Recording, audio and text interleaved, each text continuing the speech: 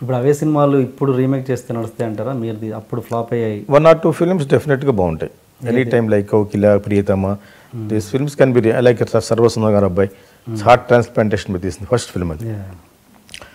తీశారు కూడా, అది వచ్చిన 7 సంవత్సరాల తర్వాత మళ్ళీ somebody made film in Telugu itself heart transplant మీద. అది వచ్చి 4, 5, 6 years రామనాయుడు గారు తీసినట్టున్నారు. That was a success.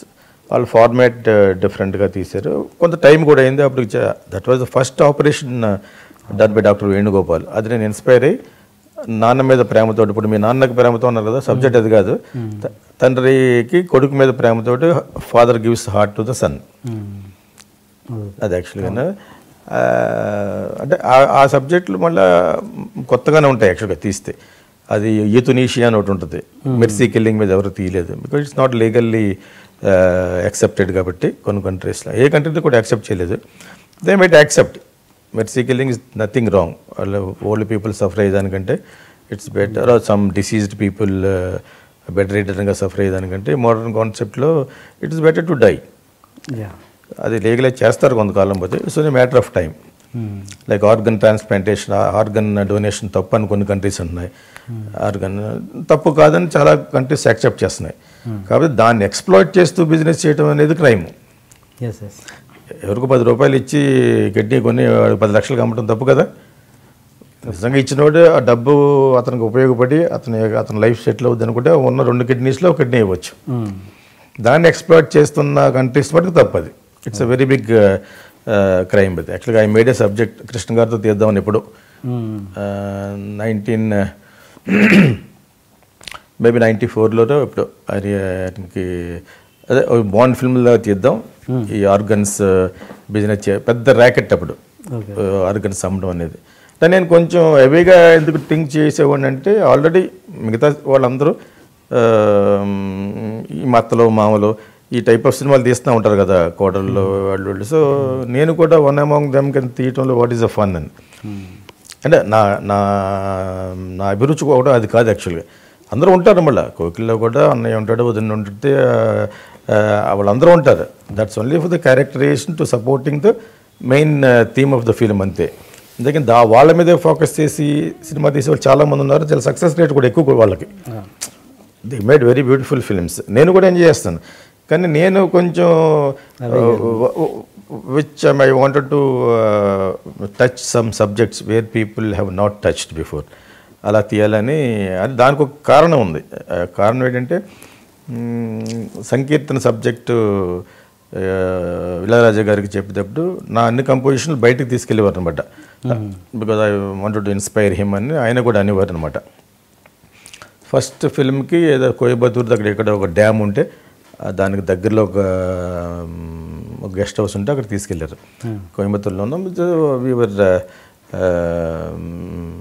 Composing అనమాట. నేను I was very young to him. నా ఫస్ట్ ఫిల్మ్ నా విశ్వనాథ్ గారు స్వాతిపుచ్చిన తర్వాత ఆ ఫిల్ము సాగర్ సంగం అప్పుడు ఆయన అడిగితే నా చేస్తానన్నారనమాట. So I'm a fan of him కాలేజ్లో ఉన్నప్పుడు. సో ఆయనకు సబ్జెక్ట్ చెప్పినప్పుడు విన్నారు. ఆయన ఒక టిపికల్ క్లాసికల్ ట్యూన్స్ ఇచ్చారు, 17 ట్యూన్స్ ఇచ్చారు. నేను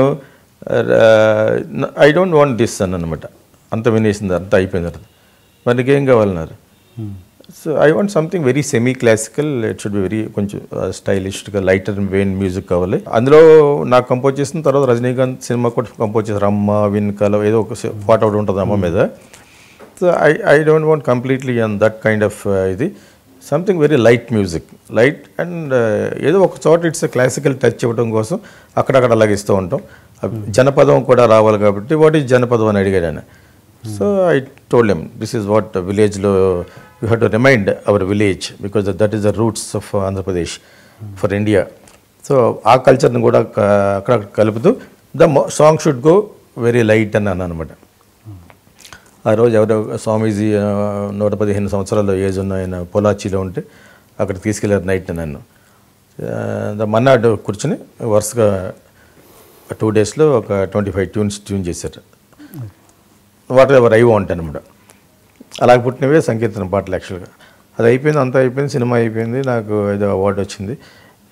నేషనల్ అవార్డు రావాల్సింది ఏదో మిస్ అయింది అనుకుంటే because of some national politics వలన స్టేట్ అండ్ సెంట్రల్ పాలిటిక్స్ వలన they could not give it to Telugu. ఆ టైంలో ఇళయరాజా గారిని మళ్ళీ ఒకసారి నెక్స్ట్ ఫిల్మ్ కోసం నాకు యాక్చువల్గా అడ్వాన్స్లు ఇవ్వడానికి 6-7 ప్రొడ్యూసర్లు వచ్చారు, పెద్ద పెద్ద ప్రొడ్యూసర్లు. But I was not taking anything serious. నేను ఏది సీరియస్గా తీసుకున్నాను యాక్చువల్గా.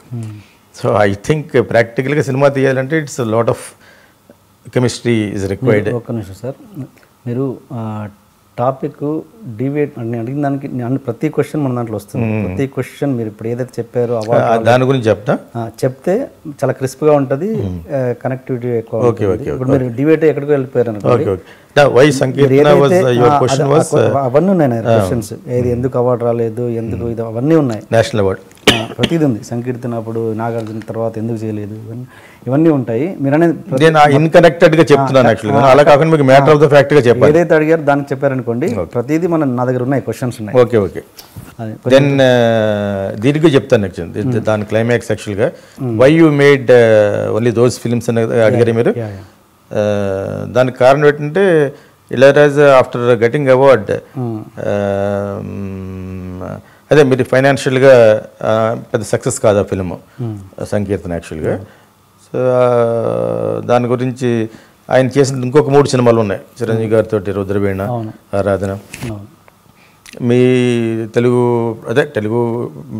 టేస్ట్ బాగా మారిపోయి ఉంటుంది ఏదో అన్నారు, అందరు బాగా కమర్షియల్ అయిపోయింది ఏదో అన్నారు. అందరితో నేను ఒకటి చెప్పాలనుకున్నాను నీకు, విశ్వనాథ్ గారిలాగే నువ్వు సినిమా తీసేవన్నీ ఒక క్రిటిసిజం ఉంది బయట. ఆయన పేరు తీసేసి నీ పేరు తీసేసి ఆయన పేరు పెడితే సంకీర్తన ఆయన ఫిల్మ్ లాగా ఉంటుంది అన్నారు.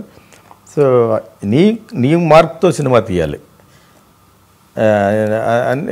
అప్పుడు ఒక రికగ్నిషన్ వస్తుంది. అంటే నా మార్క్తో అందరూ అన్ని సినిమాలు తీస్తారు, ఎవరు తీయని సినిమా తీయాలన్నమాట అని చెప్పేసి నేను అన్నాను అనమాట. మరి ఈ విషయం మరి సబ్జెక్ట్ చెప్తున్నప్పుడు మీరు చెప్పాలి కదా అంటే, నువ్వు చాలా యంగ్లో ఎమోషనల్గా చెప్పావు. సో అక్కడికి వచ్చిన తర్వాత కంపోజ్ లెవెల్కి వచ్చిన తర్వాత నేను చెప్పడం మంచిది కాదని చెప్పలేదు. సో అని ఆయన నాకు చెప్పారనమాట. దెన్ ఆయన ఇంకో డైరెక్టర్ గురించి కూడా అన్నారు, విష్ణు గారి దగ్గర చేయటం వల్ల. సో అలాగే మళ్ళీ తీయటం వల్ల చేయకూడదు, so you have to have your mark అని. దానికి నేను యాక్చువల్లీ చాలా కాంట్రడిక్షన్ చెప్పగలను, కానీ ఓకే నాకంటే పెద్ద అని I like him as a musician. ఎన్నో సినిమాలు ఆల్రెడీ ఇటువంటివి చేసి భారతీరాజా వీళ్ళందరూ చేసిన తర్వాత చాలా ఏదో చెప్పుంటారని చెప్పేసి I taken it as positive. ఇది నేను జనరల్గా పాజిటివ్గా తీసుకుంటాను. సో దెన్ ఐ థాట్ అనమాట ఎవరో చేయని సబ్జెక్ట్ చేయాలని చెప్పేసి I was waiting to get inspired. So ఆ విధంగా పుట్టిందే కోకిల, హెడ్ ఆఫ్ టైమ్స్ సినిమాలు తీయటం అనమాట. చాలా గ్యాప్ అండి సంకీర్తనకి కోకిలకి. 1.5 years 88లో స్టార్ట్ చేసి 89లో తీసాం. కోకిల 89, ఇది 87లో కదా సినిమా రిలీజ్ అయింది. 1.5 to 1 year తర్వాత స్టార్ట్ అయింది యాక్చువల్గా. Hi, you are watching iDream Media. Please subscribe for more videos.